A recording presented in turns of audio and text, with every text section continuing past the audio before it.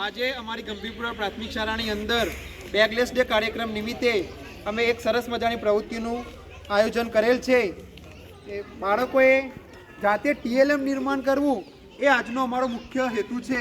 એટલા માટે દરેક બાળકને દરેક અલગ અલગ ટીમ પાડેલી છે. અમે અહીંયા તમે જોઈ રહ્યા છો 1 2 3 4 5 6 અને 7 ટીમો અહીંયા પાડેલી છે અને 7 ટીમોએ પોતાની રીતે નક્કી કરેલું છે જેવું આવડે એવું પોતાની રીતે એમને ટીએલએમ બનાવવું છે.